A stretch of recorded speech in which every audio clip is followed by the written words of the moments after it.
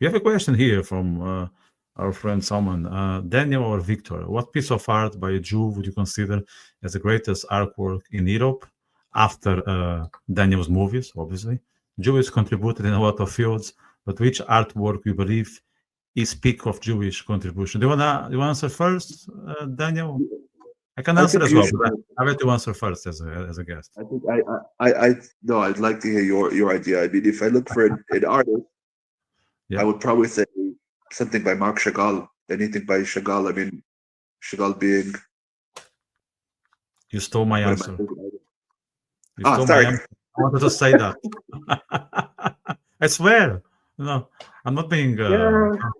I'm not being silly. I had that in mind. Like every time someone says Jewish art, what comes to my mind is Marc Chagall because I mean, he's Exactly. fab. Yeah, yeah, Exactly. I would say so. I mean, we both think the same thing. I think really he is one of the most famous Jewish artists of modern times. yeah, Um, Chagall's work definitely. yeah. What about Woody Allen movies? What's your opinion of him? I think you have to separate the man in his career. Yeah, Um, the certain situations he's had in life, so to speak. I think is a brilliant director, brilliant career. But I think unfortunately a lot of his situations in life yeah. really do taint that career, so to speak. Yeah, yeah, 100%. Yeah, I couldn't agree more. The other, I'm gonna just try to come up with a second answer. The other Jewish artist that I would refer here is a Irishman called Harry Kernoff, about whom I wrote a book. Of course, I'm also trying to promote my book with this. Harry Kernoff, if you guys want to type, is kind of, he's not a Mark Chagall of Ireland, but he's a fabulous painter. So guys, type Harry Kernoff. I can put it here on the screen for people. And Harry Kernoff was a genius. There's no other word to describe him, but a genius. And we have a comment here from Mark Bennett. Insightful and articulately delivered. Ahi. Thanks very much, Mark. Thanks very much. Your Um, fellow Irishman, by the way. So I what? wouldn't. Well, your fellow person in Ireland, by the way. It is. Yeah, yeah, yeah, I am. No, I Um, do this. okay. So you did those movies. Are you still active in that space or did you set it aside for a while? So I want to be more active in it, but obviously being here in Europe makes it a little bit harder because, I've got to. I would have to get maybe into the industry in Port. I mean, I don't know how much there is in Portugal, so to speak, but I'm guessing a lot of things are not maybe done in the north. Mostly, maybe they're done in Lisbon. I remember when Ooh, I had arrived. that comment can put you in trouble, right? Huh? That comment, if the northern people listen to you, Yeah, I have no problem saying that. I mean, look, like the north is a very beautiful, but I don't see it as a place where a lot of maybe art or what I say art, but like entertainment is done. Of course, there are entertainment stuff, but I mean in terms of the movie industry and the the TV and everything like that kind of industry. I think more of the entertainment industry is centered more in Lisbon and more south, more yeah. of the south, right? I'm a man from the south. If I say that, they're gonna say I'm biased. But You're allowed to say it. We can make a joke. You can say whatever you'd like. Oh yes, would yes. you be interested in theater? I would actually, if somebody gave me the option, I would. Yeah, I would not say no to that. All right, we'll take it offline. How about that? I can put you Oh, thank in you. touch with a couple of people in Portugal for that because I I did a few bits in theater, not much, but maybe I can put you through to a couple of people in Portugal. Oh, I would be happy to. I would. I think the thing in Israel that a lot of people do and don't understand is that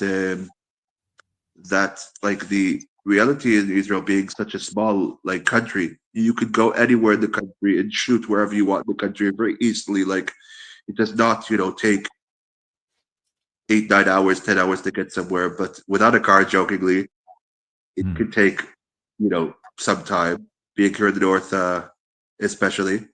But you have such a many different climates, many different beautiful places that things could be done in this country. Yeah, 100%, 100%. Another comment from the Tamborim Zim. I'm saying marvelous painting. Probably she's referring to Harry Kellogg. So yeah, I can send you more stuff at Tamborim. Jews have contributed in so many fields, from authors to even my favorite cartoon directors and artists. I believe diasporas forced to live in a compressed neighborhood kicked genius Gene Roving. Couldn't agree more. As an expat myself in the diaspora, couldn't agree more. There's something about living far from the place where you were born that it's inspirational. Is something that you came across, Daniel? Yes, I mean there are definitely. I feel like in both kind of things that I have drawn inspiration from living in Israel and still missing America, and now being in Portugal and maybe drawing some inspiration from missing Israel and America as well. But it's I think now, especially with the war, it's kind of a double-edged sword because if I think about it a bit too much, it might make me like a bit too sad. But you know, yeah, I've been able to do it in the past. Definitely, definitely, the inspiration is there. We have here a comment trying to push the North agenda. One of the more important film directors of the road. Yeah, that's very correct. Oliveira, Yeah, he's from Oporto. He was from Oporto, a yes. national jewel, 100%, 100%. Somebody. He was a very talented director, and he lived a very long life. I think he died. He was already, I don't know, 110 or something like that. Was 2015, right? He died like in 2015. I think so. Yeah, yeah, yeah. We were speaking about that a few days ago on Thursday in Goimerish. So that's the day that name sounded familiar, and I'm like, oh wait, I know that name. So yes, I agree. It's not that I would say that the North doesn't have like an ability to do certain culture or this or that, but I would say if I could edit what I'm saying, I know we can't edit to that. Like so, if I could apologize jokingly, but seriously, that maybe the opportunities more are much more established in places like Porto and like Lisbon and the south. So But let's get into Prague because it's something that we referred quite a lot to. Czech Republic. And I can see you smiling You've already. been You know, watching. I'm very much into Prague myself. You know, that was my first trip, let's say, outside of Western Europe. And Prague is like Central Eastern Europe, and I loved it. I was there when I was 25. It was my first birthday abroad, so we share that love for Prague. Can you tell me about yours? What is it about the Czech capital? So what is it about the Czech capital? Actually, when you talk about your first birthday abroad and being 25, 25 was actually how old I was when I went to the Czech Republic for the first time, which is actually weird. So like in 2016, I decided to go with friends. They invited me like, "Do you want to come to our house in near Mariansky Lasny?" Mm. I'm like, okay, fine. So we go to Mariansky Lasny. I'm a lot of the time there. I get to see Carlo Vivari, and I get to see Prague, I think 2 to 3 times while I was there. But I didn't really get the chance to explore because I was with the friends. So, life goes on, and I keep saying, okay, this place is beautiful. I really love it, whatever. Eight, 8 years, no, 7 years go by. And of course, in that time, my father died a few months before, and we have the war going on. And I'm like, look, I want to go back to a place I felt comfortable with or felt comfortable in. Maybe try to just breathe after everything that had happened during the war, and see what I can do. And I spent 2 weeks there in April of last year, and then another month in August to September. So I really just feel like very calm and very happy there. Mm. Did Very you meet Franz beautiful. Kafka? Sorry. Did you meet Franz Kafka? The writer. Oh, there's so much of his life that I always felt like he understood me more than, well, he didn't understand me, but that our lives were more intertwined and more understandable from that kind of facet. If you look at that, I will never call myself a Franz Kafka, even though I wish I could have even a little bit of the talent that he had in writing. But I mean, the guy was a genius, a pure genius. Yeah, it's a pity that he died that young. Imagine if he would be living up to the age of, I don't know, 70, even 80. The amount of masterpieces we will have now would be enormous. We have a good few, We do. taking consideration, how short was his life, but he was just talented. And he didn't have a lot of time because he had to work. He was and spend a lot of time on the office. But if you would have, let's say, the right energy levels, like you would have, you would have delivered the best gift ever for the human race. Oh, I agree. I agree, and I think we have a lot to thank Max Brod for that. He's a friend and confidant. I think, if I remember correctly, Kafka told Max Brod to burn the manuscripts when he died, and he never burned the manuscripts. So we really have to thank Max Brod for that. Yes. Those manuscripts still surviving. But yes, you have to ask yourself, as you said, what would he have achieved if he would have lived to the age of 70, even 80, even 50, 50, 60? What would he have achieved? Yeah, would have been enormous, I would say. What's your favorite Kafka book? We have any book fetish or something? Metamorphosis Oh, yeah. is a good one. Yeah. I think that's Yeah. a good choice. Yeah, I read also the diaries, and it's impressive. How much Yes. lucid that man was. It's impressive. How he could capture, the day-to-day life, people's motions and emotions. He was so gifted. He was so gifted, and I think he didn't study literature or anything like that. He was just born and built that way. Exactly. And I think especially nowadays we have to more appreciate that somebody who just had that natural knack, that natural talent for being able to just express himself. Yeah, talking of appreciation. Sorry, I don't want to switch topic. I just want to thank Salman for subscribing. Thank you very much. Thank you very much. Yeah, and she's Oh, also thanking me for inviting you to the podcast and oh, sending blessings and regards. I'm giving you back the blessings. So thank you very much for that, Salman. I discuss a lot of Jewish Israeli things in this podcast, and as a matter of fact, on Wednesday we'll be discussing how much Israel stands out in the political scene as a democracy in the Middle East. So if you something that you are into, I'm here pre-announcing. It will be Wednesday, 7 p.m. Portugal Ireland time. So guys, you just do the maths with your own time zone. Let me go back to your artistic life and bring into discussion also what you do in the tech sector. Because how do you find the balance between the two? I think you have to be able to find the balance of what you really want to do in life and what you also realize is going to pay the bills. Tech in Israel is a very good job, but also there is a lot of burnout that people don't want to speak, about in the industry, which I really do feel and I really do understand. And if given, the option of working for something, more established or working for a startup, I will never.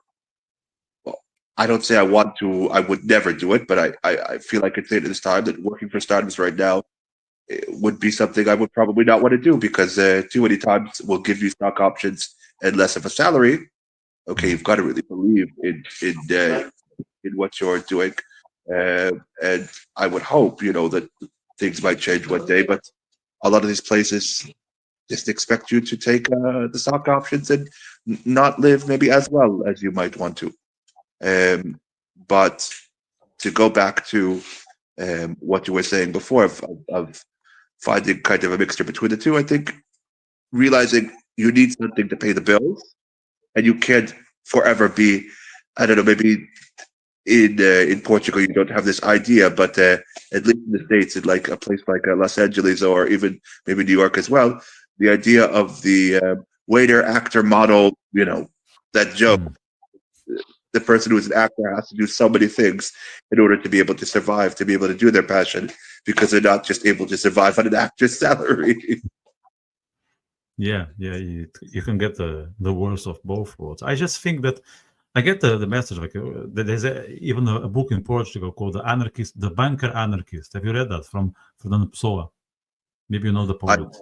I should know it. I want to send it to me privately. I want to read about this. There's so many things I need to read. So many things I need to learn and understand.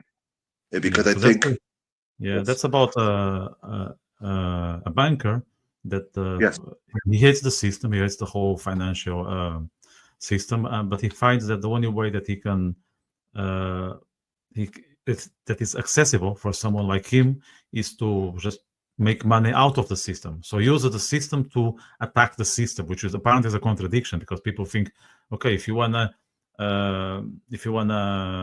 if you want to make sure that you survive the system, you need to beat you off the system. But he does that, let's say, from inside. It's kind of an inside job. I think it's very worth reading. But I will send that to you. definitely. I want to read it because I do feel a kind of parallel in understanding of that kind of concept because you know you have to sometimes work in something. Sometimes something you might think is your passion, or you might think you really want to do all of your life. Then you realize, okay, I like it, I'm happy with it, but it doesn't really fulfill me on the inside as much as I, want to be able to do the other passion. But the passion doesn't fulfill a stable paycheck all the time, unfortunately. But that's the reality Yeah, of working in the entertainment industry. yeah, that's the artist dilemma, no? That you want to spend time doing Exactly. your thing, but then you have the physical needs, and this needs to be covered, like it or not. My concern would be if you have a job that is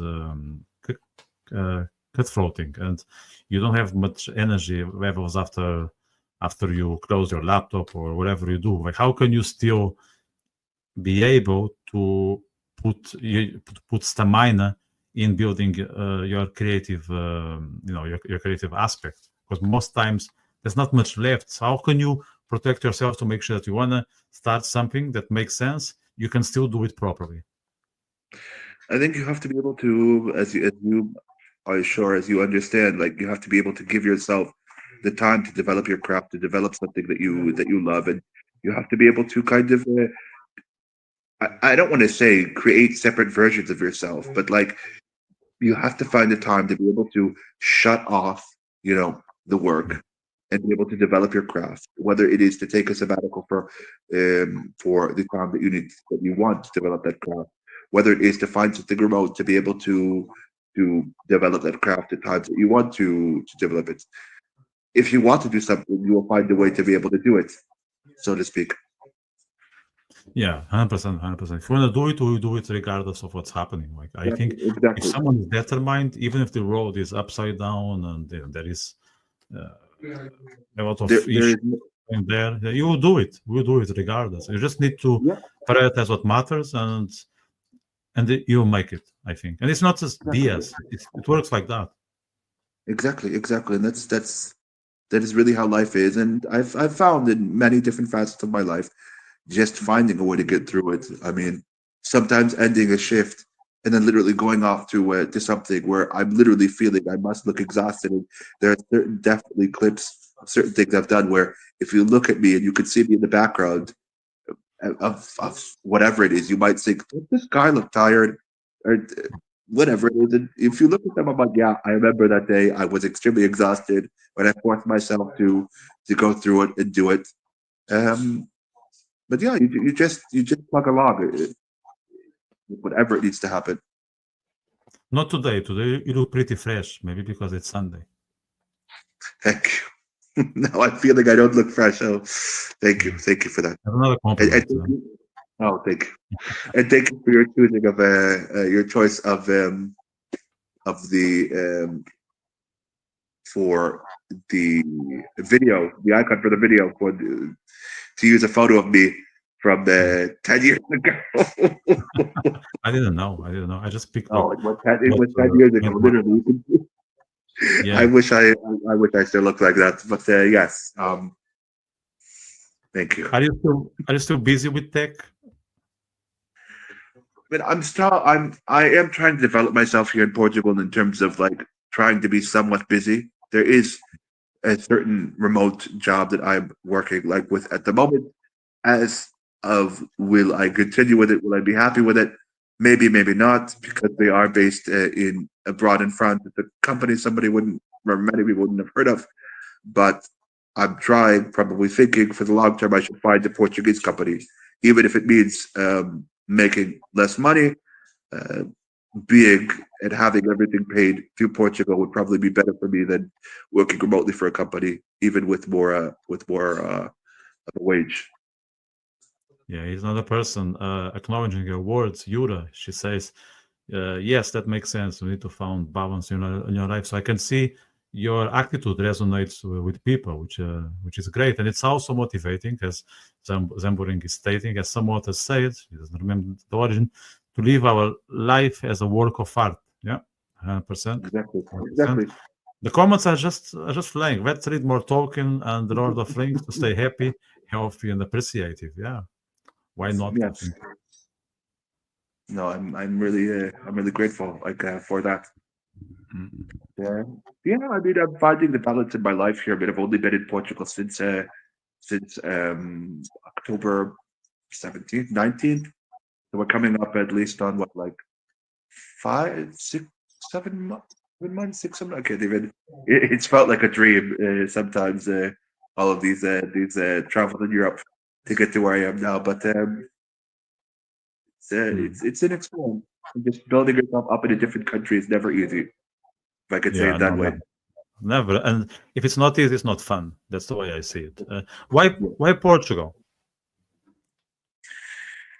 I'm afraid to say it that people will look at me and think, well, what were you thinking? But realistically, in the Israeli media, there was a lot of reality that the Portuguese were very accepting of Israelis fleeing the war and coming from the war. If I would have to have done it differently, which I'm still right now trying to fix how I had done this, I would have probably applied for a different type of visa coming here. And now it's Yeah, just a matter of trying to fix like that. Um, but the Portuguese were considered to be very friendly and very understanding of the situation. Uh, Culturally, I think it's a little bit easier to be here in Portugal than even if I want to be in Prague and love Prague and feel the whole, Central Europe Germanic culture, Eastern Europe, whatever. They don't like being called Eastern Europe, but the whole Central European culture is more attuned to me. There is something about being in Portugal that still feels like home, if that makes sense. Like yes, there is the kind of Mediterranean Atlantic culture here in Portugal, and also to the neighboring country as well, um, which I identify with a lot. And I feel that if Israel wasn't the way it was, it would maybe be a lot more like Spain or like Portugal, but hopefully a lot more like Portugal. Mm. Would you go back to Israel or let's say on vacation?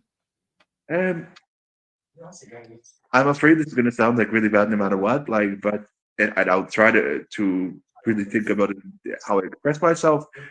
Look, Israel is always like home. It's it's it's it's no matter how much I try to deny that I would love to stay in Europe all of my life, or that I could do like most of my life in Europe. Mm. Israel is and was home, and I would love to go back and live without the stress of the war, end of life in general, Israel, because Israel is very difficult to live in even on a day to day basis. I'm sure you've been Yeah, right, several and you times. know Yeah, what several times. many times you know what I'm saying when I say that. Like, I think a lot of people describe the country as living on I don't know, uh, living with a Greek wage and Swiss style pricing. Mm. That makes sense. Or Yeah, maybe a yeah, different way of describing it that way. Like, it's day to day, it could be very difficult. And if it were less difficult, that would be one thing. But like, just I think if I went back right now, going into like a regular store, go compared to going into like a Lidl or to an Aldi or to Super Mercadona or Continent or Yeah. Pegodos. Um, You know them all. and I can see you know them all, the supermarkets, no? We you, could do you a know what separate you know what I'm saying. on Portuguese supermarkets, yeah. Yes. Uh, So like Compliment going now on Portuguese people. Historically, Portugal has been a springboard of amazing innovations and attempts at global discoveries. Once considered a backwater, know nothing, this small piece of corn has surprised people. Portugal is much more than stereotyped wine corners. I I I agree. Look, like I think Portugal is a country of tremendous talent. I mean, we have in the group a very famous singer whose name I will not say, but she knows who she is, and you know who she is, I'm sure. Yeah, we know well, yeah. I've been a fan of hers for many years, and just to see that she was like there in that, like, wow. But he's right with what he said. Like, this is a country of so much talent, of so much history, of so much beauty. It has so many benefits. And for people that have never come to Portugal or think of Portugal only as Lisbon and Porto and the Algarve and that, there's so much to see and so much to explore and so much to appreciate about this country. Yeah, yeah, 100%, 100%. I'm actually going to Israel in June for the first week. I'm looking forward. You mentioned about me being in Israel. I'm counting the days. Yeah. You're counting the days. So now that you say that you're going, maybe I'll come back just for that. But we'd have to see what would happen with Ima and whatever if I decided to go back for a little bit. Shout out to Yeah, Ima because everyone knows Ima is amazing. yeah, yeah. There's I'm not always being, I'm something. not being, I'm not being sarcastic.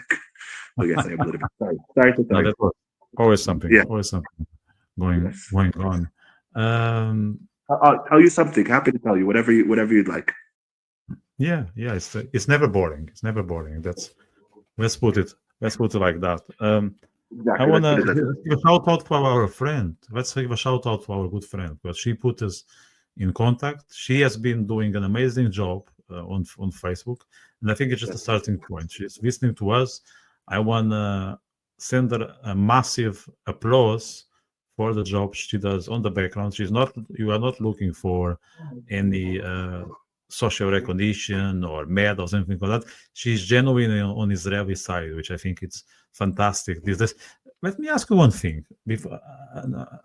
Why do you think people on the road are anti-Semitic, and they were always anti-Semitic, and it seemed that this sentiment is not going anywhere? Why this special hatred for the Jews?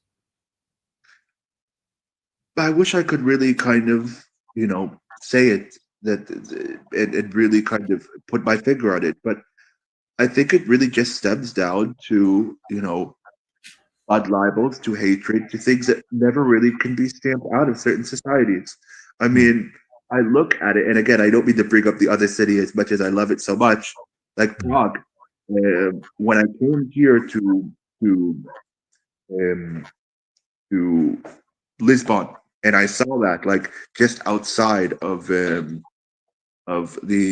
Campo Pequeño, just all of this hatred, all of this just belief system, and then I compare it to Prague of how you just don't feel the hatred, so to speak. I think a lot of it has to do with how people are, or how a society is, and how it can be tolerated. I think a lot of it has to do kind of with education too. If a person is kind of educated to kind of be able to think for themselves rather than basically to rely just on media, just on textbooks, just on that, then maybe there's hope for them to maybe get a better understanding. But if people take certain things as just the word from just the ultimate source, and you can't really say if someone is an ultimate source or not if they've never really spent time on the ground. Then I think you see where we are in the world, where there's just so much hatred. Whereas people who are open are willing to kind of give love and give more of an understanding a chance, really understand that the issue is not so black and white. Yeah. Yeah, it's. I mean, it's quite complex, as you said. Would you Yes, it usually is. It's keep like yourself? No, go ahead. Go ahead. sorry. I was just saying it is, and it's hard. It's hard to be an advocate. It's hard to continually hear like negative things. It's very difficult, but you also know where a lot of times where it's coming from. And I've heard like as well that you I also want to give a shout out to you. I know that you've kind of suffered like as well for your advocacy, that it hasn't always been easy for you. And I want to Yeah. thank you for that as well, because I know it's difficult. I know there is a lot of times a price to pay for something. And even if the price might be high, you're willing to take that risk. I really appreciate it. I applaud it. Yeah. And the other friend of ours, who again, the famous friend of ours, whose name I'm not going to mention because I don't want to give too much. And even to the other friend of ours, you know, thank you to all of you. But I think I should maybe make a mention. I'm probably going to fail this if I don't. I think the 28th of September, we're going to have a march in Lisbon Yeah. Yeah. in September, so the 28th. I don't know if I think that's a Sunday, but I might be mistaken. Get the No, calendar you're up and right. don't. It is okay. So we're gonna have a march in Lisbon, and more information will probably be forthcoming about that.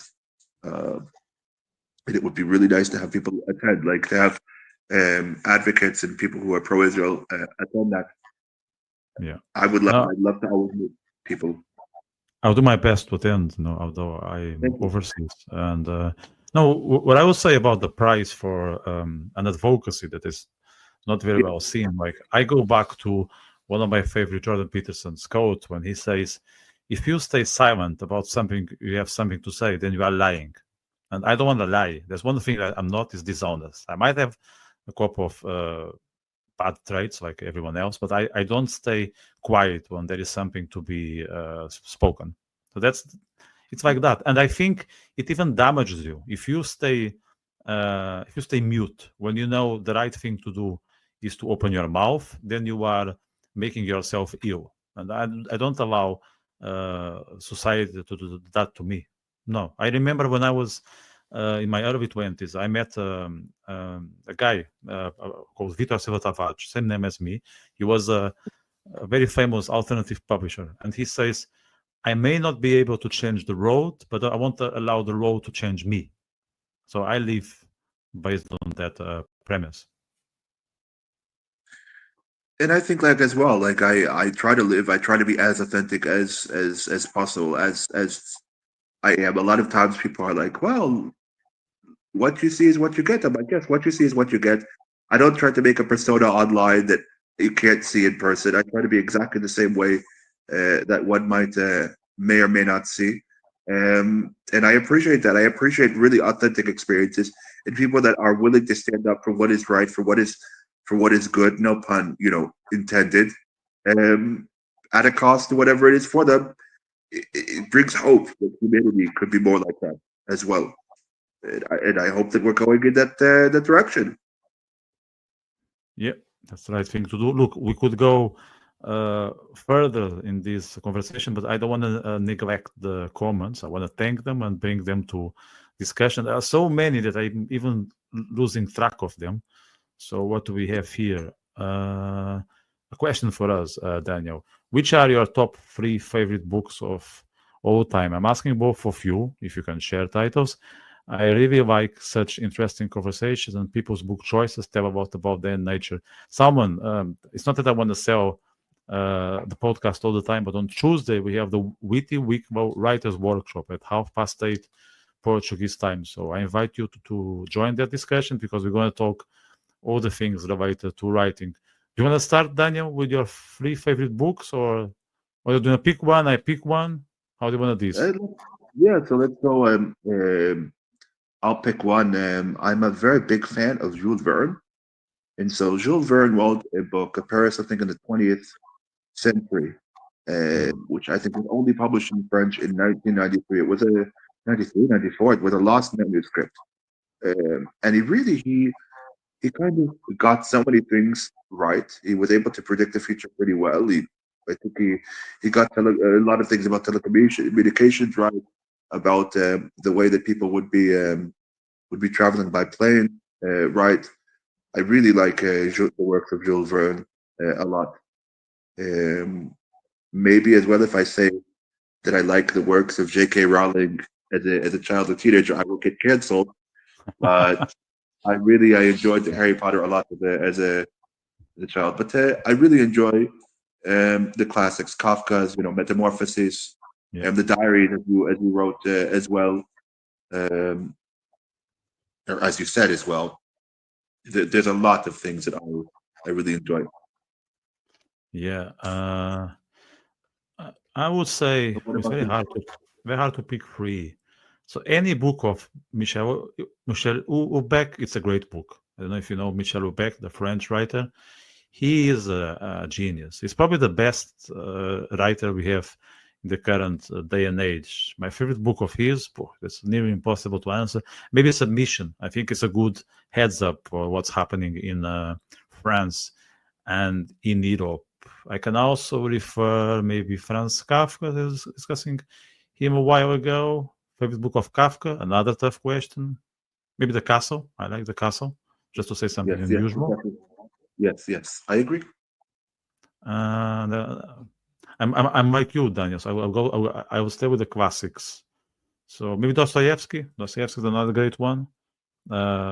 Maybe the Idiot. The Idiot is a great book, but any book of Dostoevsky or The White Knights. That's also one to read, and it's a small one. I think it's like 150 pages. So any of the Dostoevsky book, it's well spent time. Yes. What else And we have here?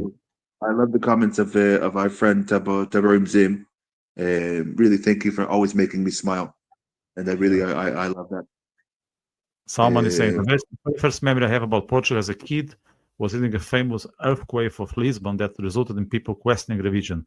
Voltaire, another great author, wrote a book too. People died on Christmas. was that the earthquake of 1750, like where the Marcus de Pombal statue? It kind of commemorates Marcus de Pombal. Yep, If you 75. come back, I swear we will. I will walk with you, like in the Park Eduardo and right by the statue, everywhere. Like I would just love to the history and hearing the history about that. Yeah, yes, Candid mentioned 1755 earthquake. We danced at Paris and we died in Lisbon. Yeah. Yeah. It's a bad thing to laugh about. I'm sorry. Yeah, it's a bad one. It looks like a Leonard Cohen coat. This first we take Manhattan, then we take Berlin. Were you a fan of Leonard Cohen yourself? I think everyone has to be a fan of Leonard Cohen. The guy was a genius. Was an extreme genius. Um, Jewish musicians have really given a lot to the world. I mean, you look at Leonard Cohen, you look at Bob Dylan, you look at Barbara Streisand. Again, I would probably get in trouble for saying this. I really appreciate. I not saying that modern music is really not really my forte, but stuff of the older generation, the 60s, 70s, 50s, 40s. I'm very much a classical person. If you put me in a suit and a tie and everything and tell me let's go to the theater, let's go to the ballet, let's go do something like that, I really appreciate it. I really appreciate all of those things. But his words are so beautiful. I mean, you look at something like Hallelujah. Hallelujah was really a song I think that is in everyone's conscious. Oh, yeah, you cannot be indifferent to Hallelujah. It might not be your favorite song. Fine, I'm fine with that. But you cannot be indifferent. It's too powerful. It's too powerful. You Exactly. cannot Exactly. turn a blind eye. No, it will gather your soul and make sure that you react. There's no way around. There's no way around. Is not Europe, is Western Europe. There is a huge gap between, in this regard, East and West. And look at all. You're absolutely right. Yeah, So absolutely right. I want to mention it because it just shows so clearly the difference, even regarding anti-Semitism. Like, Eastern European countries, or I can talk to Mike about my country, Hungary, we didn't have pro-Palestinian protests for many reasons, but we did not during the last 2 years. And so the differences between those people who invited these ideologies / cultures and the other side is palpable, and the statistics and the facts talk for themselves. Yeah, just to Virat's point, let me just share one story here, because I lived in Hungary and I currently live in Ireland, and things are very different when it comes to feeling some things we have at home. Like you can see, I have a Hanukkah just behind me. That's fine. That's fine, because most Irish people don't know what it is. So that's fine. I keep it there all the time. Yeah. But in my bedroom, that I'm not going to show you because that's very private, I have an Israeli flag. Okay. Now, when I'm away, or when myself and my girlfriend are away, as we know, I have a cat, and you can see him. You can see the portrait with me there somewhere on my back. So when we are away, we need to hire a so-called cat sitter, and we have 2 cat sitters. We have the Brazilian, who is evangelic, and they have no issue keeping the Israeli flag, because I know she's a big fan of the Holy Land. And we have an Irish, and I don't know who is she. She has always been professional. She always did the job, but I don't know her political beliefs. I don't know her views on the Middle East, or if she has any. But just to be safe, I always remove the flag. Now, when I lived in Hungary, it never ever occurred to me to remove the Israeli flag.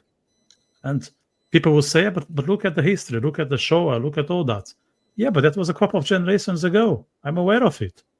But I wouldn't feel at all if a Hungarian cat sitter would come to look after my cat when I'm away, whether I'm in Hungary or in Ireland, because that's not the case. And then people criticize Fidesz and Hungarian government for being racist and xenophobic and anti-Semitic. They don't know what they're talking about. They probably Vitor, excuse me. They do know what they're talking about, in the sense that they're pernicious. They're misrepresenting the truth.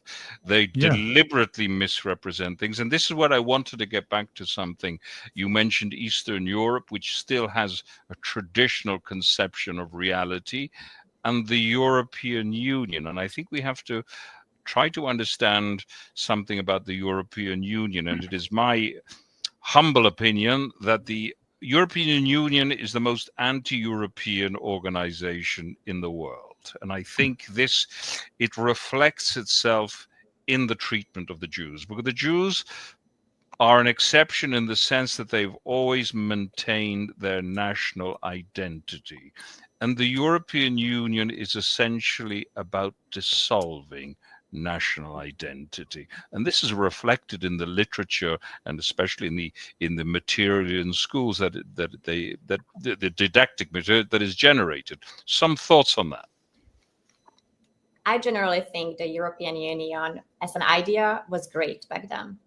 It just got overstretched. They couldn't stop at the economical and financial collaborations, and I do believe that the European Union is a threat for sovereignty and national identities and cultures, so much so that I actually wrote my bachelor thesis on this topic.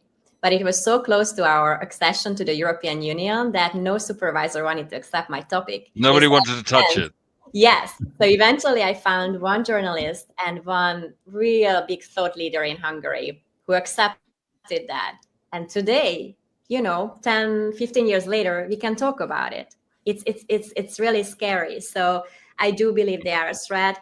I do believe that the governments, Poland, Hungary, and even Croatia, even though their leadership is not necessarily, aligned with our government, but they are trying to sustain that. And when you turn off social media and you talk to the people on the street, most of them understand the threat. So this is also just a little bit going back to the reality that social media is not the mirror on our whole society. As Daniela mentioned, with the quantity of the bots and things and AI, and it's not the reality, and people really need to remind themselves sometimes. Turn off your phone for 4 days, you're gonna face a whole different reality by talking to the people on the streets. Right. What I just like to add one thing before I hand back the floor, as it were. I'm firmly convinced that the EU and many other Western countries which think in the same terms are a pernicious actor. They are effectively at war with Israel on many levels. Their media, their academia embolden our enemies. Yeah.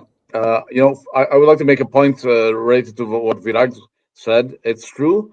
And this difference between Western Europe and Eastern Europe is due to the fact that traditionally Jews in Eastern Europe were seen as a nation primarily, whereas in Western Europe they were seen as a religion. So it's far easier for Eastern Europeans to see that Zionism as the national movement of a nation than for the Western Europeans to think that suddenly, a religious community decided to establish some sort of theocracy in the middle of, of the Middle East. Right. Sorry, Rafael, but I'd like to remind you that the European Union understand that Israel is a nation, and that's the problem. That is why their ethos is an anti-nation state ethos, and they see in Israel a paragon of nationhood. I don't think they're intelligent enough to have an ideology. I think that they're not accountable, so they have a lot of money and can do anything they want to do. They want to play a role. So if you see, the dynamics of European diplomacy, you'll always realize that European policy is somewhere between, in any conflict, somewhere between America and either China, America, or the Arab world. And in the end, they're dishonest with everyone because they don't take a line. They waffle all the time. And I remember a sad incident in which I wanted to go to Bethlehem and organize a camel safari for my family. And I talked to this, Arab tour operator, and he gave me an exorbitant price. And I emailed him and I said, I worked 2 years in an NGO in the West Bank, and dishonest people like you are what make your country, your people so poor and unsuccessful. And you replied with something that was actually very true. He said, "You as a European have nothing to lecture me about, because the European Commission funds the whole entire kleptocracy of the Palestinian Authority. So don't lecture me about ethics and morality, please." I want to pick on something that Marco mentioned, if you don't mind. I don't. Do you want to add something to this topic, Daniela, before I move on? Just maybe on the point of maybe something that can help, and I think that President Trump is going in that direction. And I'm going to speak just a moment about the normalization. Syria isn't really the matter. I'm picking up on what I said before. Syria really isn't the matter here, and the matter is actually Saudi Arabia and the coalition of the Sunni states against not only Iran but also Russia and China. And the meaning of it is he aims to build not only railways, but also a gas and oil pipe going through from the Gulf states through Israel, through Syria, Jordan, and up to Europe, and then disconnecting Europe from Russia and China.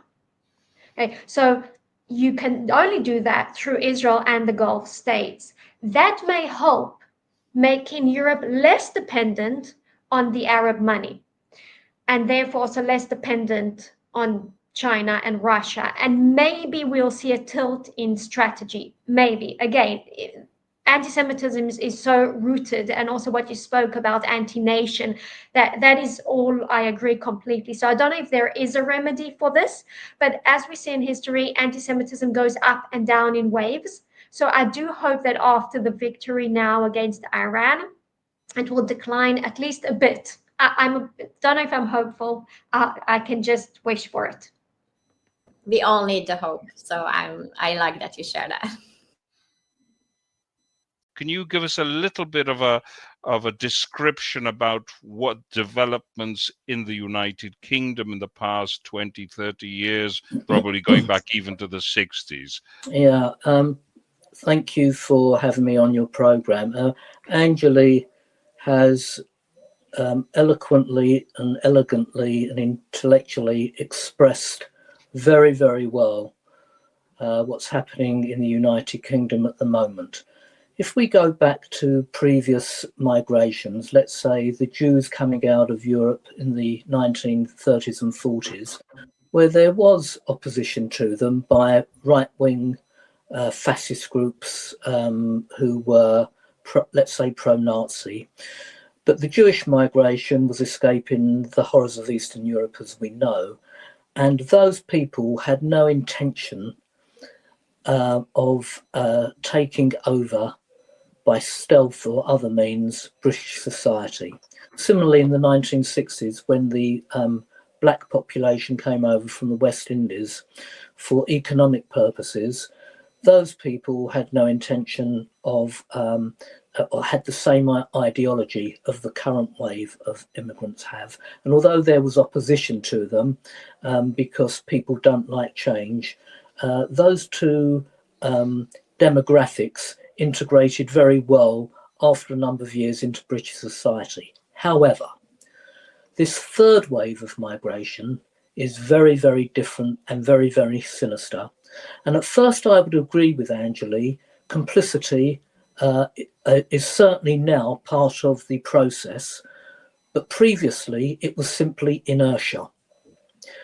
Combined with the fear of being called a racist if one didn't agree with this wave of immigrants coming over from Islamic countries, and the vast, vast majority being of young men between the ages, let's say, of 16 and 30 or 40, many of whom, if not all, had been indoctrinated with the Quranic ideology of how one should behave as a Muslim and what the end goal is once reaching the shores that they now find themselves in.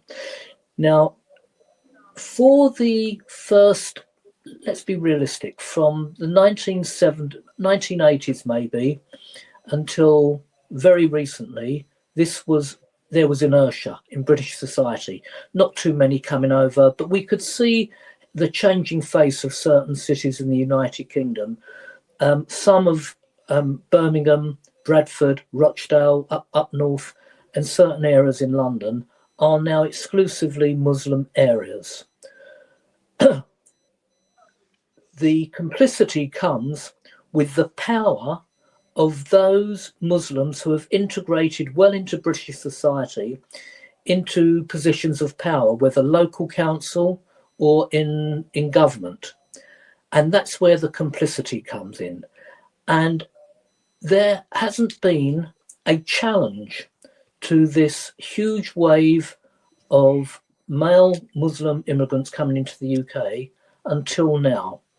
A party, a newly formed party, perhaps no more than 3 or 4 years old, called the Reform Party, is now leading in the polls, and they are basically an anti-immigrant party. And just today, the leader of that party, Nigel Farage, gave a speech suggesting that he will deport 600,000 immigrants. Didn't use the name, didn't use the word Islam or Muslim, but we all know what he was referring to. Now, Donald Trump has successfully achieved that objective, which was in his manifesto, but it's very, very difficult for the United Kingdom because we don't have land borders, we have sea borders.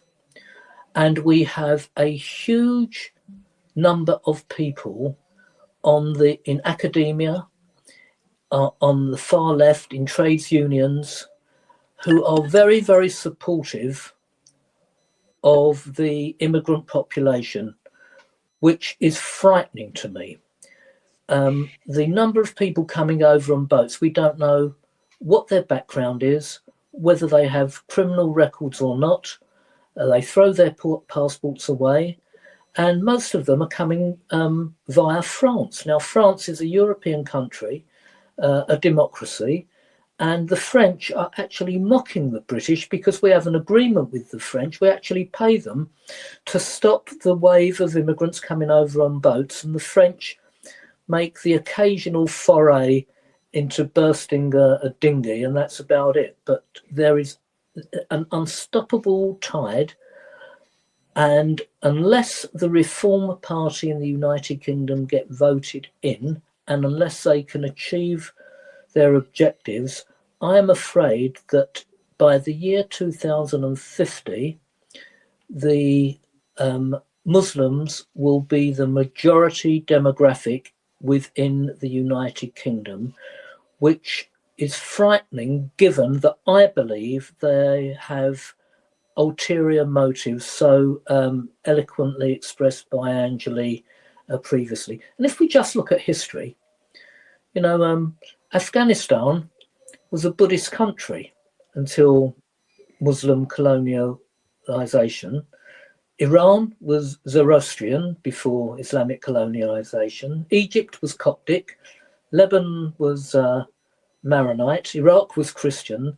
And we've just seen through history how Islam has spread its tentacles, and I would suggest not for the benefit of the original indigenous populations, quite the reverse. So I fear that the United Kingdom may well become a Muslim majority country if the government, there certainly won't be a Labour or Conservative government, but perhaps a Reform government may change that dynamic. We'll see, but it's very frightening.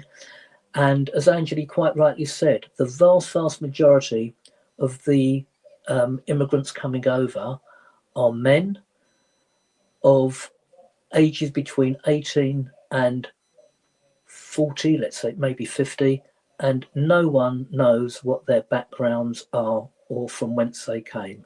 It is frightening, but a fight back has just begun. I fear it could be too late. I think we may be past the point of no return. Interesting. But having said that, if I said that on mainstream media, of course, or on social media, I would be labelled a right-wing fascist with Nazi views, etc., etc., etc. So it's very difficult to say what you feel without having these labels attached to you. But people are now standing up and being counted. I will say that. A challenge has begun. And one of the things I came across online is the so-called London banana. I don't know if you guys are familiar with it. You can let me know in the comments. Have you heard of London banana? I know it's a kind of a funny term, but it can be very helpful for your next excursion to London. I will put it here on the screen. I found it on Telegraph. So let me just try to get this right. I will show you the so-called London banana. Okay.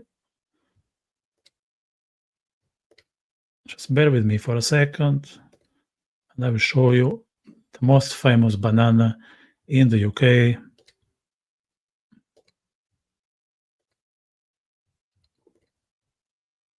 Okay, so that's the London banana. So as you know, bananas are not necessarily straight. No, they are somehow curvy. And that banana was something that someone on Twitter drew, I think, a few months back. And what they mean by that is that within that territory, you'll be fine. So there are no major safety issues. You can go around during the day, at night, and you would enjoy London and be back with a smile, which was my experience. Now, what is pretty sad, and that's my first conclusion when I look at this map and the famous banana, is that the banana maybe covers, just looking at it myself, I'd say, 20% of London territory, which is quite scary. You would like more of London to be a pleasant place, to be a welcoming area for everyone, which it goes against all this trends of diversity and everyone can fit. So we stayed in the banana area. Hammersmith is, if I'm not mistaken, somewhere on the edge of the banana. So let's say middle right-hand side, and there were no issues. So next time you travel to London, my big recommendation is Google London banana and try to find a place within that territory. Of course, it's not a recipe for 100% safety, but in theory, the chances are that you would be in a much better situation. So now, this is not saying that other areas are not good. I haven't been in most of them. I know people living in other London parts. They never encountered anything strange, but just to be safe, I would use this guidance to make the most of your London trip.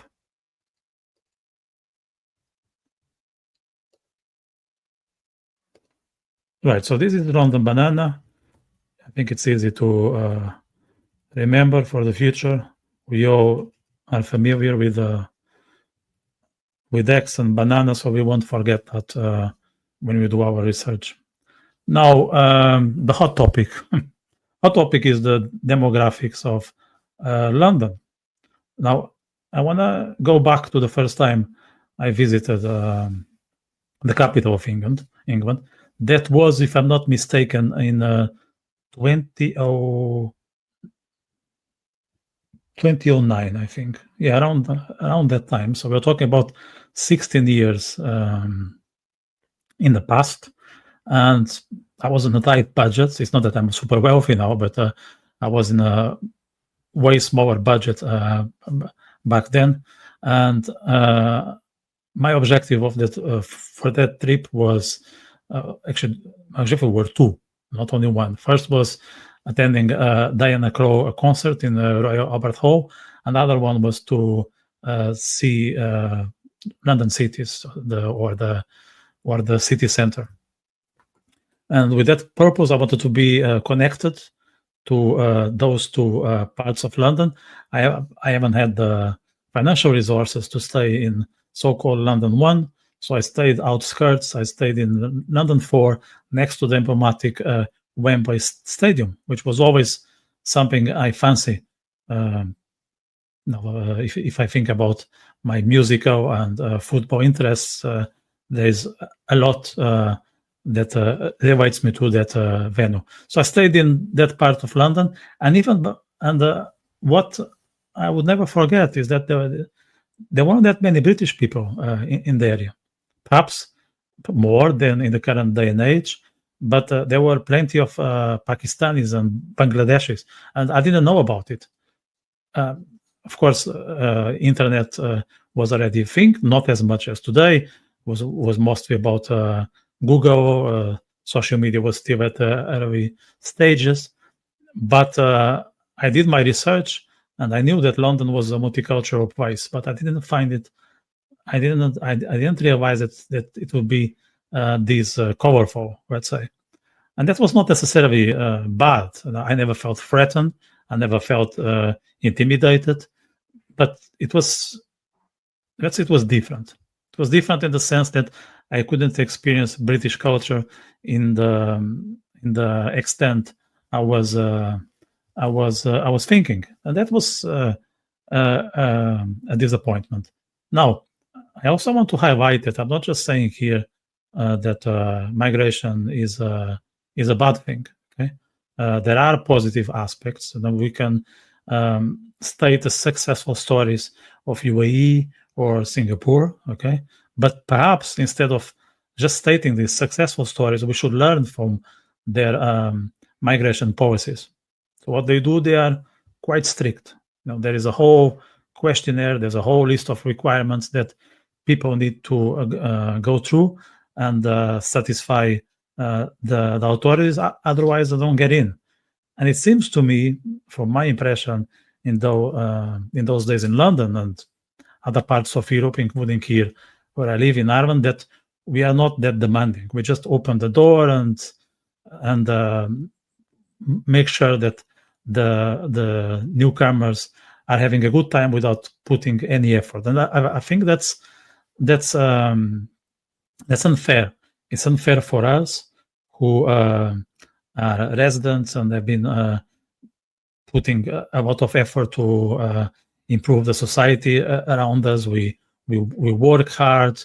We are committed. We are committed with the well-being of our communities. So I'm not sure if that is happening with the new waves of migration, and because we see a lot of individuals, especially men in their military age, are arriving, no families, no kids, and they get an allowance and they just live out of it. I don't think that's fair, especially for the taxpayer who has been the source, of that support. My observation is that it's okay to get people in as long as they contribute, and I doubt if that's the case in many of the people we have allowed in over the last few years. I can mention a few examples. As I here in Ireland, and we go back to London in a bit. Sometimes I walk in city center and I see people that I know they are new to the country, and they are just wandering around during the day. So I wonder what kind of job are they performing? What are their duties? So they are just taking in the good parts without giving anything back. I think that's something that should be questioned, and this is not something racist or anything like that. It doesn't matter where people come from, whether it's Asia, America, Africa, or even other European countries. There is a duty, an obligation of being part of the wider society, and you can only become one if you contribute. Let's now focus on your time in Ireland. So I think we exchanged a couple of private messages, and you were always nostalgic for Ireland. At least that was my impression. I'd like to understand. 100%. I'd like to understand why is that? What is Irishness that connected that much with you and you brought in your heart back to Spain? Okay. Well, I think I like Irish people's personality. I think they are quite warm in some sort of way, that they are very friendly. And I met a lot of people there that I will say I kept them in my heart, as you're saying. And that gave me a lot of nostalgia sometimes about the country and the experiences that I lived there. Like I made friends. I had a personal relationship there as well. And at the same time, like a lot of growth. I lived a lot of growth in the country as well, because working in my 9-to-5 job and studying as well. And it was a full experience, I have to say so. And it's a other level of experience, I would say, because of the weather. You feel somehow you are in another reality, which I like it, I have to say so. Yeah, the Irish weather is something that I believe you cannot tell to someone who haven't experienced, because there are no words, there are no image. You have to spend some time here. I'm not talking about a weekend or a month. You need to spend, say, at least 1 year to see how the seasons change, and how the seasons change on the same day. Exactly, that's what I will say. So at the same time, I feel like I have a type of adventurous spirit. So I feel like being there and experiencing the weather, and sometimes you were in a pub and you were talking with the strangers, because as I'm saying, people is very warm over there. I felt like this is nice. It's a nice experience. Yeah, 100%. Where in Ireland did you live? I lived in Dublin. Well, what part of Dublin? I'm curious.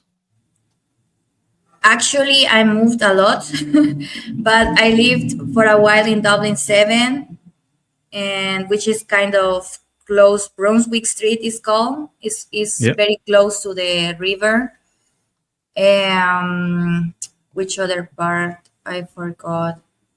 Fitzborough, close to Dublin Yes. 7 as well, Mhm. and close to Shannon Park was the last place that I lived. I lived in 3 places.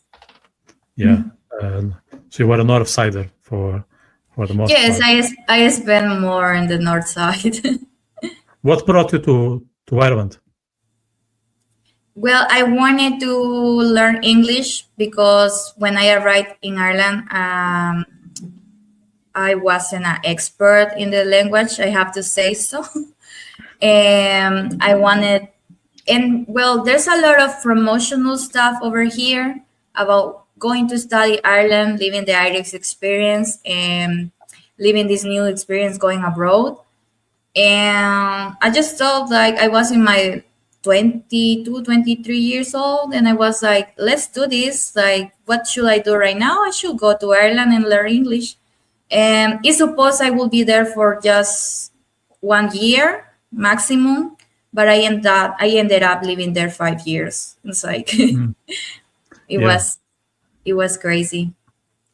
It's formative. I think when you move at that stage of your life, it will have a huge impact. Right? It's different, let's say, if you move in your 30s. Now, if you move that young, because I mean, you're very young at the age of 22, 23, it's going to have a massive impact in your life. I think I haven't told you that, but I also moved at the age of 23, and I moved to Spain. Yes. I haven't told you that. Yes, yeah. I lived in Barcelona for nearly 4 years. Yeah. That's amazing. And do you feel nostalgic about Barcelona? Yeah, as a matter of fact, like it's not visible now, but I will send you a photo. Okay. On the wall, I have 9 canvas just here. Okay, and each of the canvas is one of the cities where I lived. So there is Barcelona, and there is also Vilanova and Geltrú, which is I don't know if you are familiar. It's about 70 kilometers away from. It's next to Sitges. Maybe you know Sitges on the coast. Where do you say the last place? Vilanova and Geltrú. Oh. It's towards Tarragona. Oh. No, I don't know that place, but I will take an eye for it. I will look for it. Yeah, no, I am nostalgic about Barcelona for some time. Like I felt that I kind of reborn there. It was my second time I came to work, because I felt it was like going back to year 0, because I was restarting. So I owe a lot to Barcelona, and I learned plenty of things there by talking to people, by going to situations that I never had.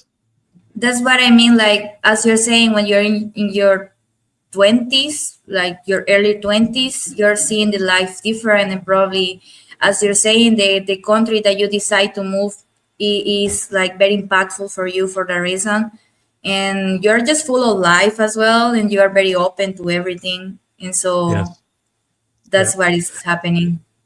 And also, I think it helps you to, as we were just saying a while ago, it helps you to approach things in a very natural way, because you will be exposed to circumstances that are unexpected, but then you just need to deal with them on the spot, because often when you are abroad, you are on your own. You have friends, you have colleagues, but it's different than when parents and close relatives are around. Yes, that's the thing. Like, you become very independent, and somehow it's like you become stronger. I feel like it's the type of experience that you will say, like, this will shake other people probably, but it doesn't shake me. I don't want to sound like that, but that's how it feels. Yes, yeah.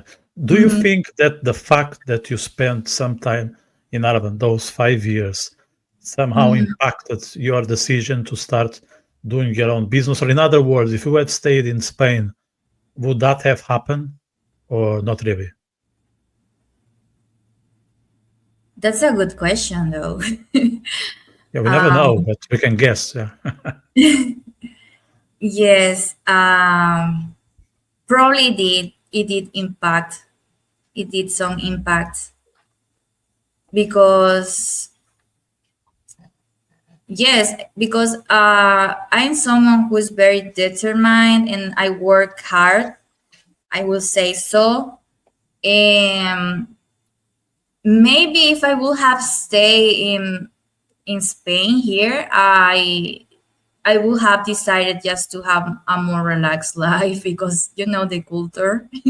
But going through Ireland, I have to overcome a lot of challenges, and I was like, I'm ready for a new adventure. So probably it did indeed influence my decision to go through entrepreneurship.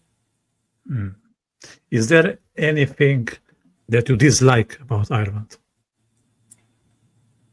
Well, the weather, I like it and I dislike it. It's a low-hate thing. Yeah.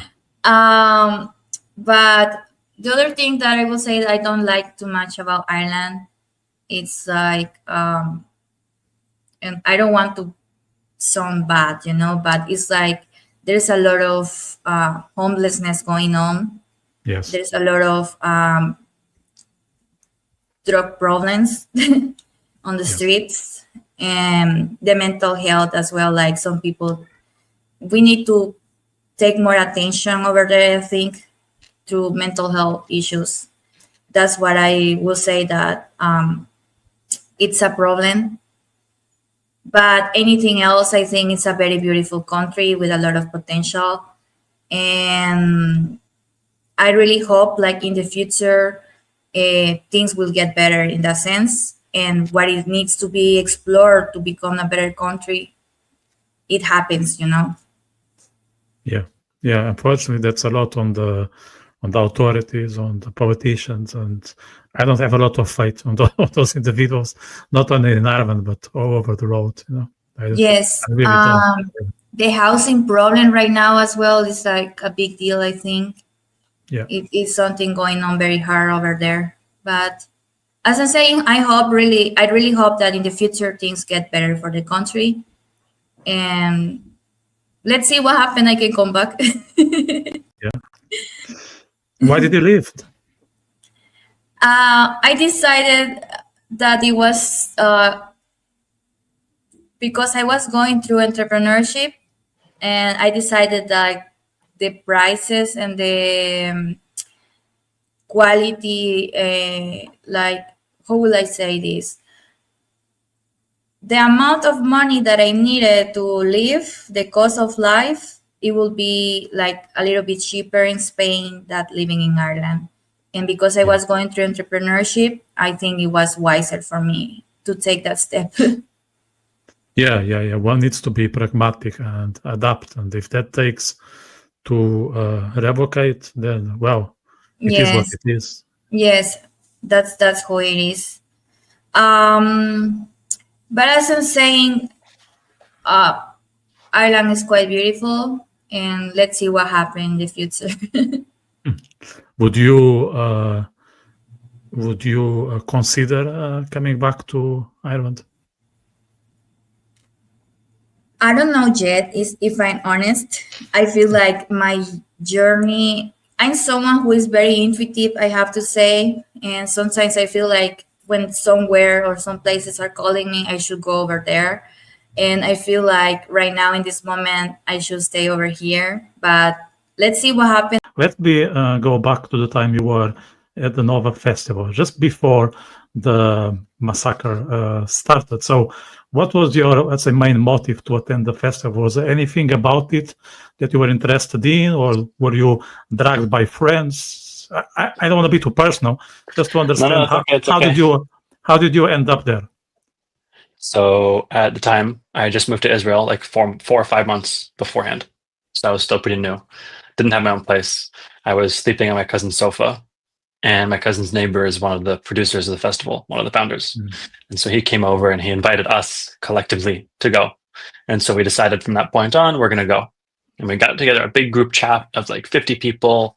And like the week before the festival, everybody started canceling. I can't go. Different excuses, different engagements, different reasons, all, very legitimate. But from 50 people we wanted to go, it became like 8, And so I decided to go because I figured, my cousin is going and I know he's a good time. And this girl I have a crush on is going. And I know she's fun to be around. And my other friends are going. So why not? It was my first music festival, my first rave, my first trance party, my first all of the above. It wasn't really my scene back home in Canada. So I figured, why not? And if I don't want to dance, if I don't want to do the usual thing you do at this party, I brought my camera with me so I can take photos and make new friends and maybe build a little bit of a portfolio to photograph parties in the future. And so that's what I did. And we arrived at the party around 2 a.m, like 2 hours after it began. 2 hours after it began, yeah. What was your first memory of the festival? Definitely approaching the festival, the drive there, seeing all the other cars of people driving in the same direction, and you just know in your own body, in your own head, you see these cars and it's 2 a.m. No one's driving around Israel at this time for no reason. They're all going to the same party. And we stopped at the gas station by Kfar Aza, which is the kibbutz right next to the Gaza border. And we stopped at the gas station there and got some goodies and snacks and water and drinks. And we saw a bunch of other people pull into the same gas station, all dressed for a party, and we know where they're going. And then we were approaching the festival ground and where the party is. We drive up the hill. And the first thing I remember is it's in my head is seeing the lights coming from the festival ground and hearing the bass music, which you can hear from at least 100 feet away. And just knowing to myself, I think I'm going to have a good time. I think it's going to be fun.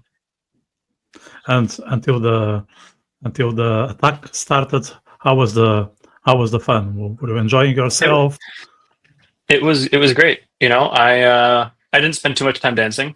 I'm like I said, it was my first party, and I didn't quite know how to dance at the time. I was not a big dancer, so I spent most of my time schmoozing with people, making new friends, learning who people are, where they're from, where they're going, etc., etc. People offering me to come and sit with them and just talk and smoke and drink and asking to have their photo taken.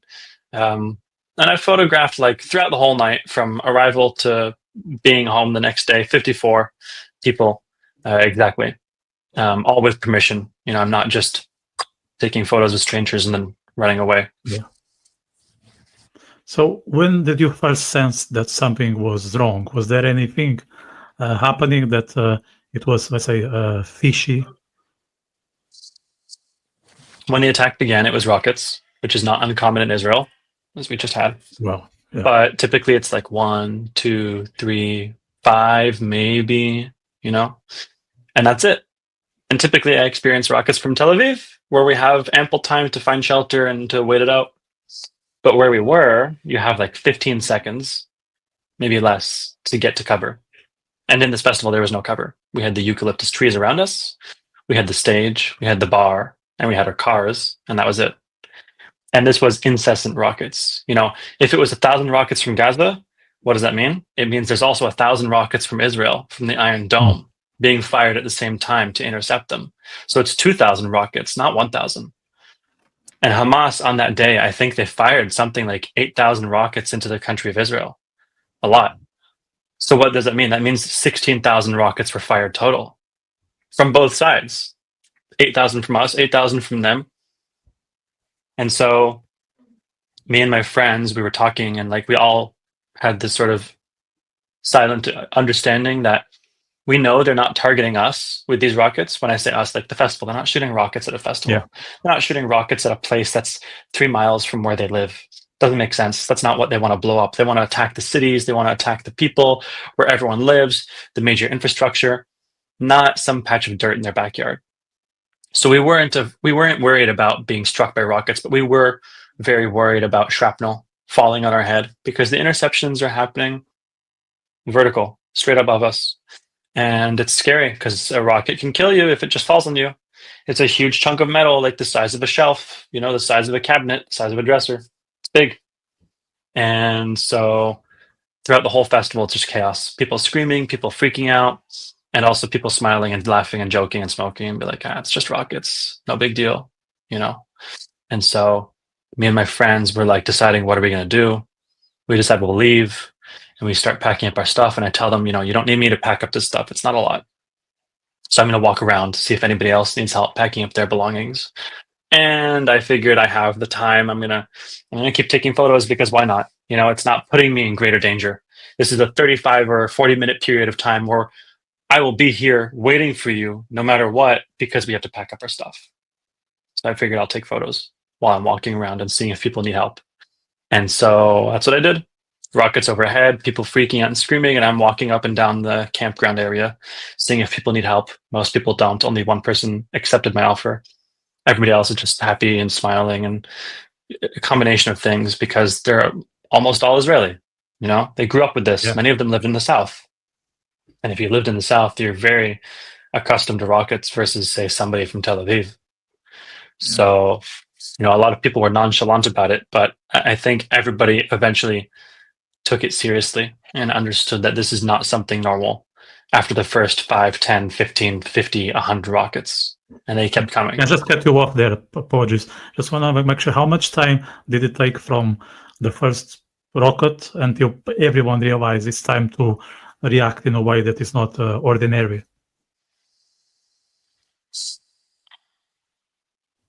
Listen, nobody knew Hamas was going to come for us. Yeah. There was people, myself included, who did hear gunfire off in the distance before Hamas arrived. Around 7:30, I'm walking around and I finish my film and my camera and I head back to my friends and I'm walking back and I hear off in the distance, I hear the sound of machine gun fire. And if you know anything about the IDF and if you know anything about Hamas, the IDF, when they're firing their weapons, I'm talking about the foot soldiers who have M16s and Tavors and M4 rifles and stuff like that. They're trained to fire semi-automatic and in a pattern, in a flow, like 1-1-2, 1-1-2, 1-1-1-1, like they have a flow to the way they fire their guns. They're not just pulling the trigger arbitrarily. Pa, pa, pa, pa, pa, pa, pa, pa, pa. That's not how it operates. So you can differentiate the gunfire from an IDF and from Hamas, because Hamas are not trained soldiers.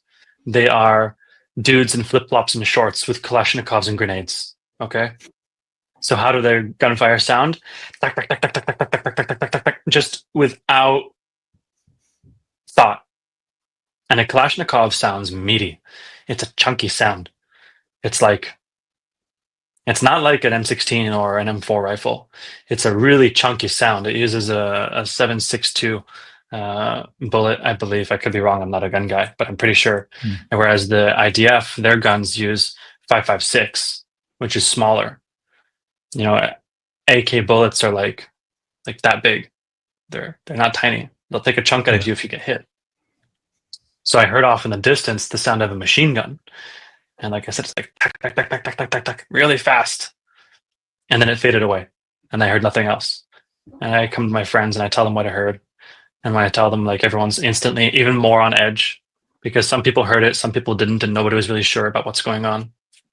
And so at that point, we were already packed up and ready to leave. And so we made our way from our camp area to the parking lot, which was like a straight shoot because the fence was pushed over so we could walk over the fence.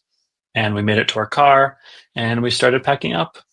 And Hamas showed up to the festival around 7:45 in the morning, 8 a.m., give or take a minute or two.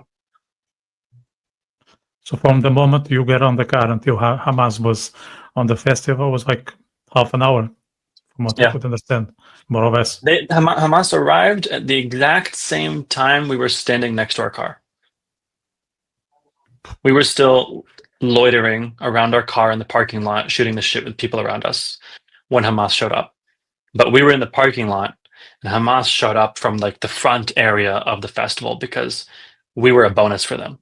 They didn't have us on their to-do list, Yeah. They were coming from the roads. They were focused on the kibbutz, and they just happened to find us. We're having a festival of 4,000 people in the desert, If you don't see us, you're going to hear us. There was a festival the day before as well, another one called Unity, in the same place. So if they didn't hear us, they heard them, and then they heard us.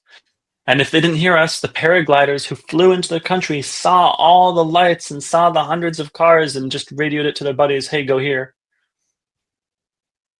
So who was the first target? Was it the folks at the festival or people in the kibbutz? The first people that were targeted were the Testimonial, the female soldiers whose job it is to monitor the Israel-Gaza border and report suspicious behavior. Because once they took out the Testimonial and they took these bases out, the IDF had no idea what was going on, because they are the eyes and the ears that tell people what's happening in the Gaza envelope. And how did they manage to kill them? Overwhelming force. It was on Shabbat, it was on Sukkot, it was on Simchat Torah. And it doesn't happen anymore, but back then, the IDF had this thing called a complete shutdown, which was on certain holidays, many IDF personnel would be allowed to go home. And Hamas knew that, and they took advantage of that, the reduced IDF presence. And these girls are not combat soldiers. They're not trained with M16s, and they have, but it's not their job. And many of them were not properly armed to defend against, 7,500 terrorists armed with Kalashnikovs, RPGs, and truck-mounted 50 caliber BMGs. They had no chance. Yeah, of course. Yeah, they took advantage. They outnumbered them. They were way more prepared. They knew what kind of people they're going to deal with, so everything was prepared, centimeter by centimeter. It's no wonder that they attack on that. The idea has been, I think this has been on the pipeline for ages. They just didn't decide to attack Israel. We just learned that. We just learned that an asset, like somebody in Gaza, a Palestinian, who was giving information to the Shin Bet, our intelligence group, you can say, was working for Hamas as like a double agent and purposefully giving them false information and telling them, no, nothing's being planned. It's no big deal. Don't worry about it. Nothing's going to happen. It's just normal behavior. And we just found that out recently in the last 2 or 3 weeks. Yeah. So you guys got on the car, and what happened afterwards? First, we decided I'm going to drive because I'm not a big drinker, so I was the most sober. And I'm driving us out of the festival, down the dirt path towards the main road, the way we came. And we make it to the main road, and it's blocked by police and security because they know there's danger up there and they're trying to save lives. And there's people turning the other way down the road. And I don't want to deal with the traffic, and the police aren't letting me drive by. So I think, okay, what do I do?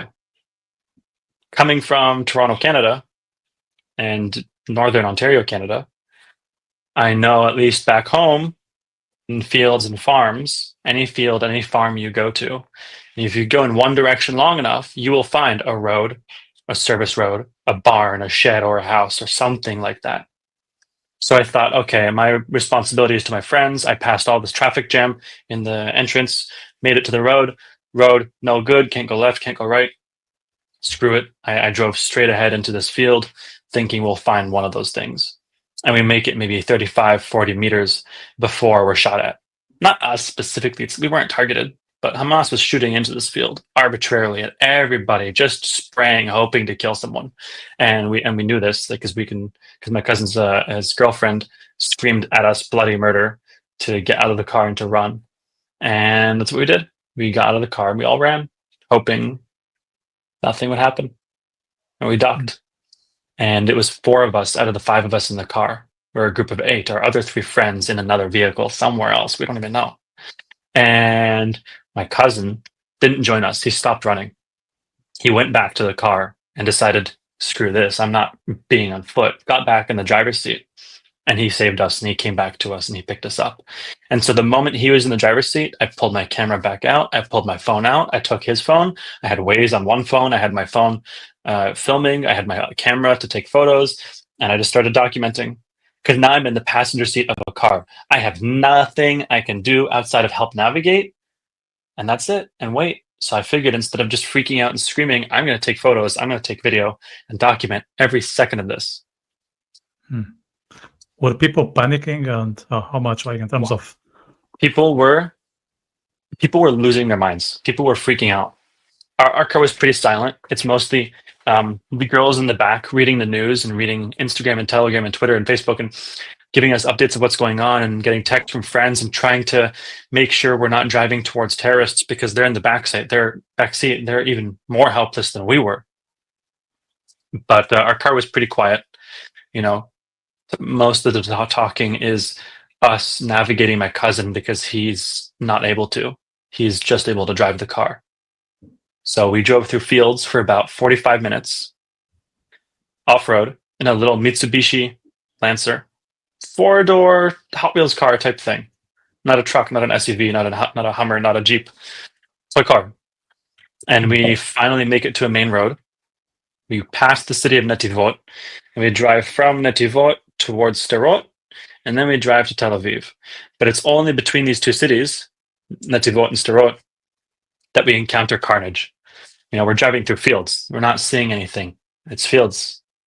Yeah. Once we reach a road, we're seeing bodies that have pieces missing out of them, cars riddled with bullets, cars that are crashed, cars that are facing the wrong way, cars with all the doors open, looted and dead bodies in them, or blood all over the place, or, you know, you see a car here and all the doors are open and belongings are on the ground, and then you see 1, 2, 3 bodies as if they were shot running away from the car. You can tell someone died in motion from how their body is on the ground.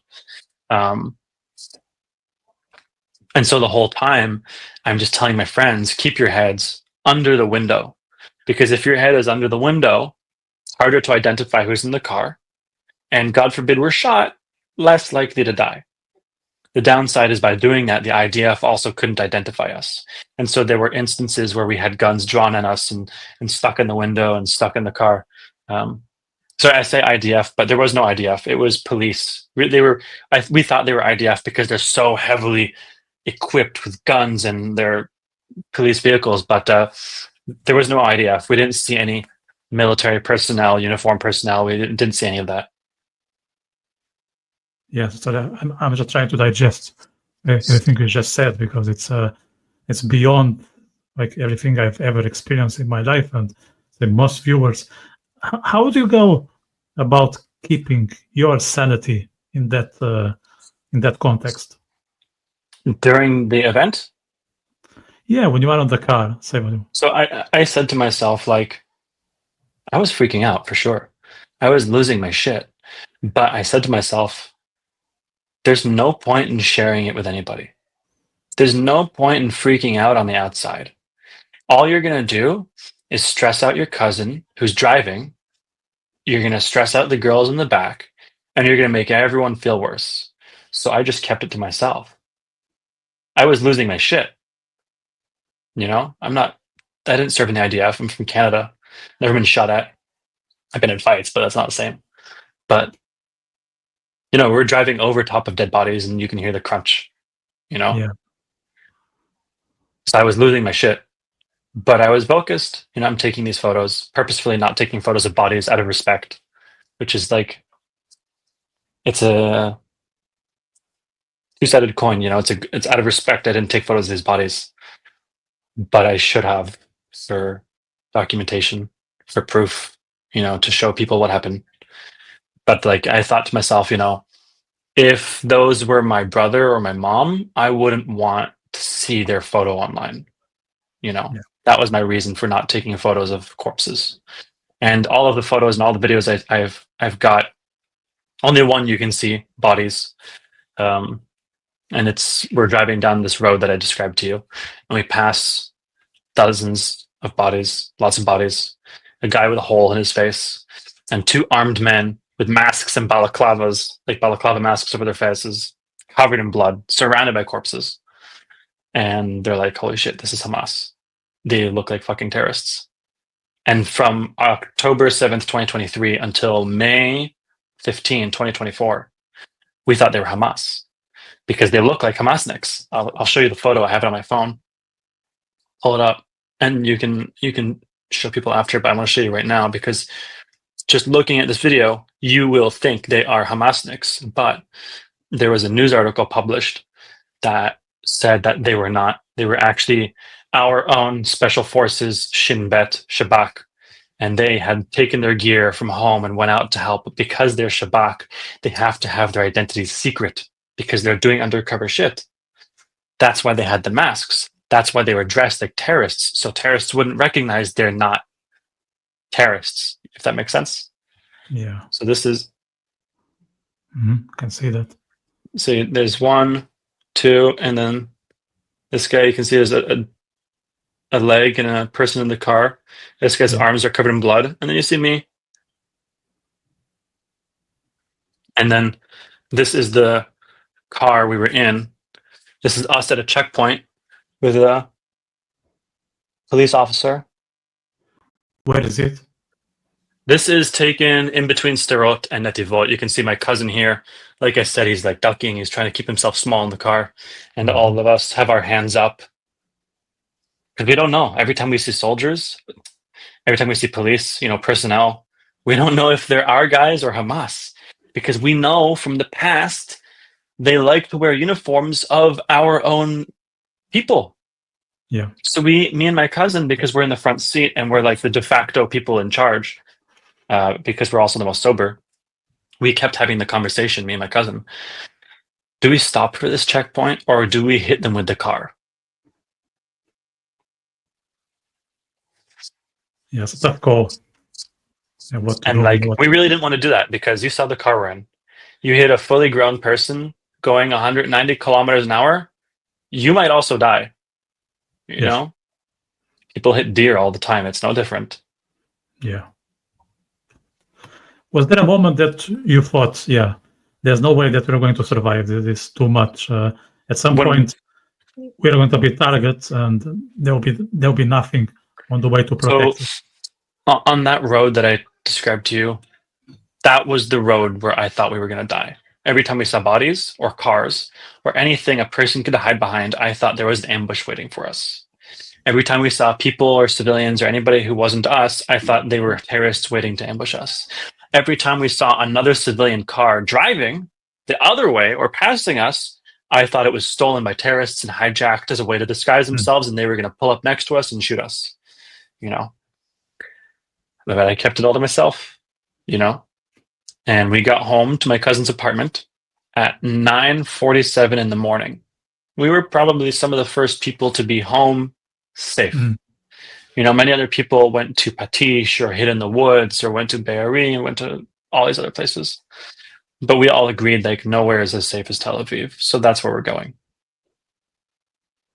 At what point you realized that what happened was way above like what you could have ever imagined?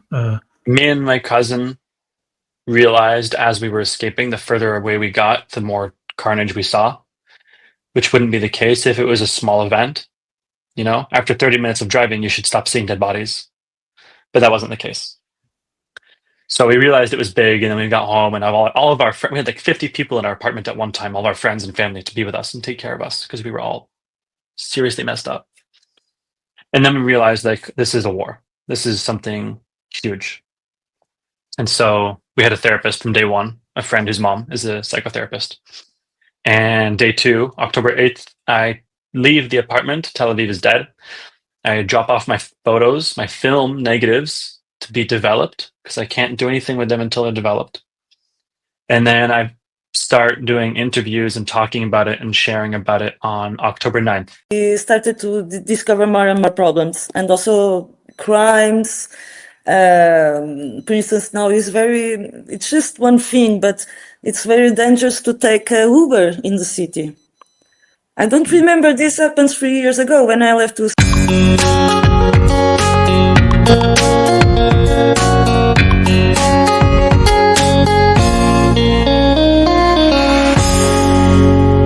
This is a discussion that we are having facing in Europe for a while, and but in Portugal, for me it was a surprise that they decided to do this so quick, because I think we have, of course, as a woman, I'm totally against burqas.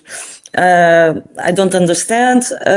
I think it's a total culture, different culture from us. and this creates lots of problems, and it's also against the dignity of women. But we have so many problems now in Portugal. The number of Muslims that arrive in the country with their culture, and the number of I will say synagogues, not synagogues, the worship houses from Muslims all over. So a big part of them illegals. Here in the center of Lisbon, we are really started to feel the problems, and so with such a mess at the moment, that the decision to take this to the parliament and the decision in the society also took me, and it was surprising for me. But I'm glad that discussion is now everywhere is discussing this and trying to arrive to a solution. And for me, the best solution is to prohibit. I must say that before, 3 years ago, I was living 1 year in Stockholm, in Sweden. So I feel that I already have a PhD in the subject, because the situation in Sweden is so bad. And I already lived this there, and then I came back to Portugal, and now we are facing here. It's not so bad like Sweden, but we are, each month we started to discover more and more problems, and also crimes. For instance, now it's just one thing, but it's very dangerous to take Uber in the city. I don't remember this happened 3 years ago when I left to Sweden. And now at night, especially at night, the cases of violence and rapes are so huge, and they are in newspapers daily, that for persons like me, I'm Portuguese, it's my city where I lived all my life, and I'm afraid to take Ubers. So it's just a sign of the things that we have to deal daily now here. Yeah, that's not very positive, but at least some measures are being taken by the authorities, and hope that will impact in a positive way. Sasha, Portugal and Spain, like, we tend to replicate each other's. Like, sometimes Portugal takes the first step, and sometimes it's Spain that is quicker. Do you see Spain implementing a similar measure as Portugal just did, or we are very far from being that brave?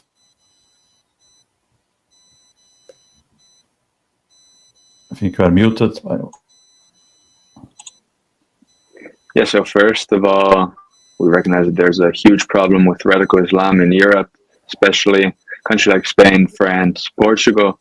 And I mean, I don't see Spain anytime in the near future putting such a similar burqa ban as was done in Portugal. As you probably know, Spain is under a very left-wing coalition. The ruler, Pedro Sanchez, he's already from the left, but the coalition that his government has entered with is actually far left. You have Basque separatists, you have Partido Sumar, which is extreme left, and never, I mean, I can bet anything on it that this government will never impose such a ban. But I really hope that in the next government that more policies will be taken to actually stop the risks that radical Islam are posing. I don't know what the effects of the burqa ban will actually be. I'd like to know better how it's going to stop crime, how it's going to stop dangerous spread of radical ideas throughout the streets of Europe. I don't know if it's just a way to act like you're solving the problem, or if it's actually going to solve the problem that we have. So I'd like to hear maybe your thoughts on that, or anyone's thoughts how the burqa is actually banning it is improving the situation, not just aesthetically. Yeah, that's an interesting way to put it. I was just looking at the poll here, and yeah, there is still an overwhelming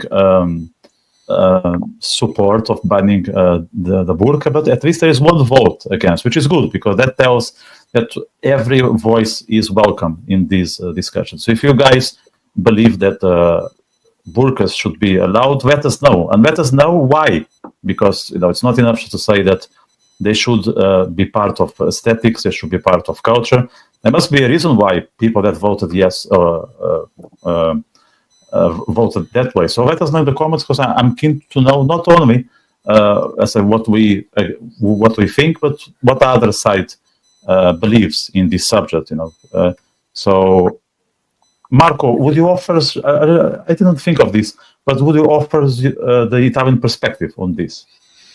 I'm actually not sure about the Italian perspective at the moment, in the sense we have in Italy, there is a center-right government, but at the moment it hasn't really taken the bull by the horns with regard to the Islamist problem. It is certainly better than the governments in France and Spain and Britain, but it hasn't really. Italy has a long-standing relationship, let's say a tacit relationship, with Palestinist terrorism. I'm not sure if the members of our panel are aware of this. But the Italian governments throughout the decades had tacit arrangements with Palestinist terrorism, which, of course, is basically a screen for Islamism, because Islamism follows in the slipstream of Palestinism. Just